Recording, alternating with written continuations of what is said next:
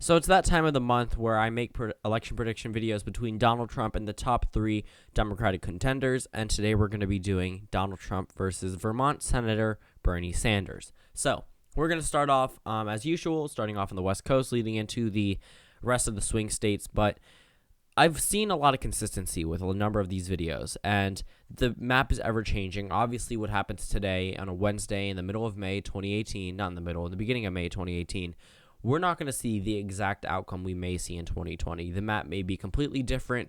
It may be, it could be the same, but it's probably not going to. So obviously, a number of people who have been trying to say that these videos don't amount to anything. Well, as of right now, this is where I believe personally that the electoral map would stand. And that's just based off a number of sources, a number of polls that a lot of you have been saying that I shouldn't trust. But if I take out the polls, there's literally no other data I could use other than voter trends, which don't really point to anything considering we've seen special elections that have gone completely away from what the voter trends say. So in states like Pennsylvania, which a lot of you have been saying has been trending red, then why did Pennsylvania 18 go to the Democrat? Or in Arizona, why did it get narrowed down to 5% if it's trending more Republican?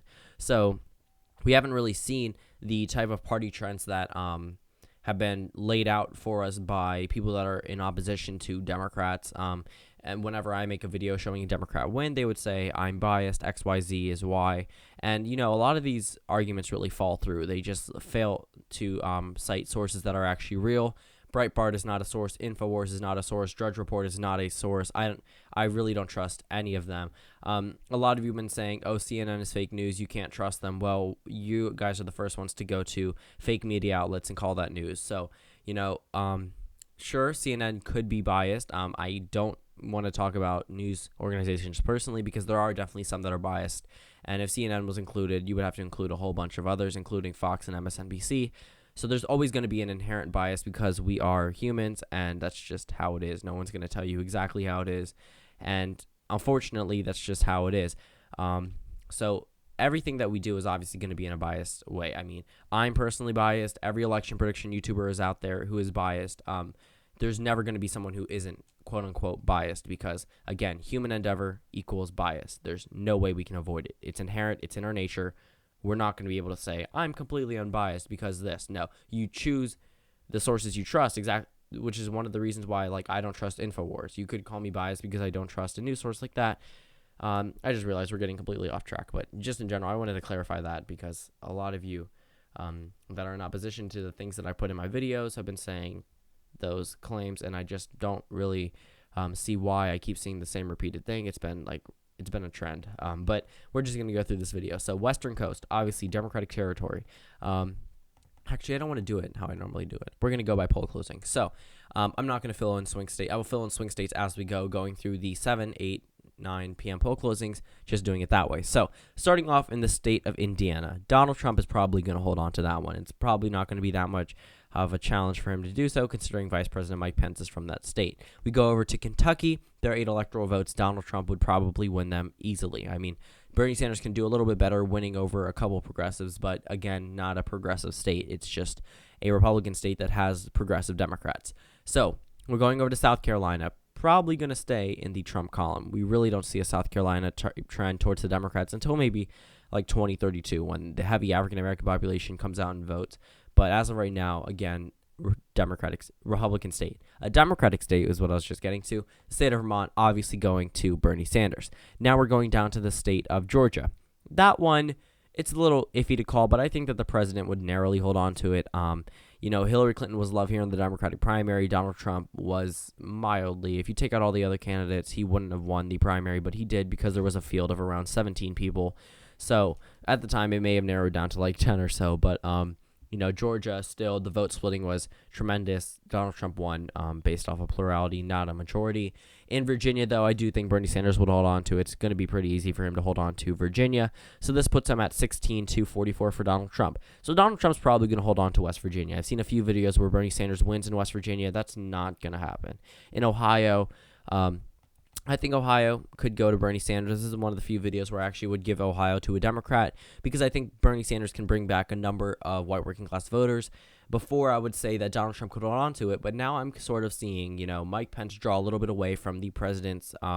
He's not as vocal as he used to be. Donald Trump is a little bit more He's very high on himself, so he's never going to be like bashing himself. But you can see that he's not as crazy in some tweets as he used to be. But with the whole thing happening with a number of celebrities, and the fact that Donald Trump's not so well viewed from the state of Ohio itself, I would see it going to Bernie Sanders as of right now. Keep in mind, this probably won't matter when it comes to 2020, but I can't tell you how the economy will be. I can't tell you what will happen in 2019 and so on, or even at the end of this midterm year.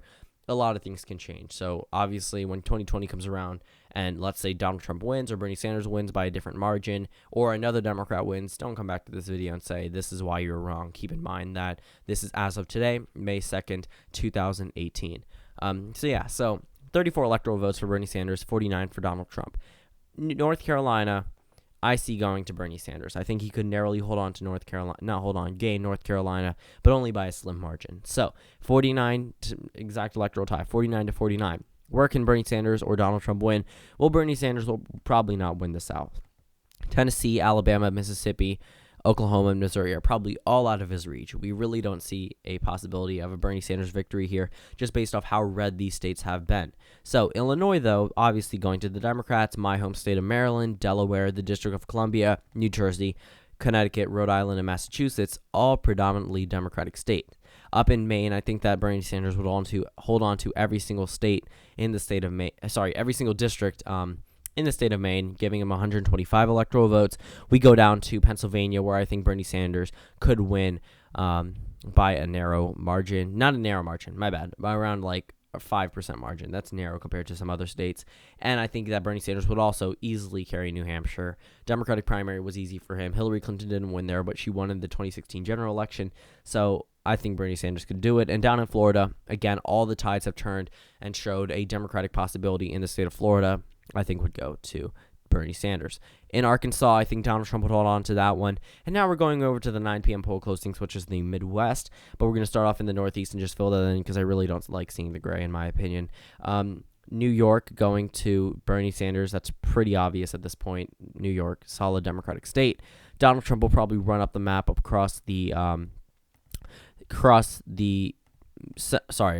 Midwest. But yeah, so across the Midwest, I think that Donald Trump, I think he could do well in Nebraska, but I don't think he'll win that second district. I think that's pretty good for Bernie Sanders, considering he has a really good Midwestern appeal. I think Bernie Sanders would win the Rust Belt. I guess you could say that Donald Trump has lost his grip on many parts of the Rust Belt. Minnesota's probably not going to him. Wisconsin and Michigan especially, is out of his favor. Wisconsin just had a Supreme Court election. Again, that impacts midterms. We don't know what it will be in 2020, but as of right now, this is where the map stands. So the Rust Belt going back to the Democrats. I think that Bernie Sanders will hold on to Colorado and New Mexico. These are pretty solid states that have been in his column for a while. Been in the Democratic column for a while, my bad, but probably in his column as well. According to opinion polling, he would definitely win in these states too. So 258 for Bernie Sanders, 163 for Donald Trump. Interestingly, I'm going to call Arizona for Donald Trump. I don't necessarily think that the special election points to a Democratic victory. In midterms, I think it's possible, but in a presidential election year like the state of Georgia, not necessarily that possible. Arizona and Georgia are states that voted for Donald Trump less than Ohio and Iowa, but again, I think that Bernie Sanders is definitely more competitive here based off the people he appeals to compared to someone who could appeal to more minorities like in Georgia or Arizona. Now we're moving on to the 10 p.m. poll closings. Utah and Montana aren't going to leave the Trump column, but Nevada I see staying in the Democratic column, and Iowa, I actually think that Bernie Sanders can hold on to Iowa, and this effectively puts him at 270 electoral votes to Donald Trump's 183. So my reasoning behind Iowa is I think Bernie Sanders can definitely do well with getting people out to vote. He almost beat a super popular Democrat not super popular, but amongst the Democratic Party, super popular Hillary Clinton in the Iowa caucus, and I think he does extremely well in Midwestern voters and Rust Belt voters. A lot of the same issues that he's going to be talking about and repeating are going to be extremely prominent in the Rust Belt, and I think it's possible for a Sanders victory across the Rust Belt. Now we're moving on to the 11 p.m. poll closings. Idaho goes to Donald Trump. Obviously, Hawaii goes to Bernie Sanders. Washington and Oregon and Hawaii, all three extremely progressive states, going to Bernie Sanders. And this is the big one. The state of California goes to Bernie Sanders, putting him at a final count of 348 electoral votes. Well, now where can Donald Trump get that 3 electoral votes? The state of Alaska. putting him at 190 electoral votes. So the map pretty much turned out by giving Bernie Sanders every single swing state that Barack Obama carried, every single state that Barack Obama had once carried in his point of the presidency or in the presidential elections, except for Indiana. So pretty much what we've seen is like a 2008 repeat, just take out Indiana. So final electoral map, 348 electoral votes for Bernie Sanders, 190 for Donald Trump.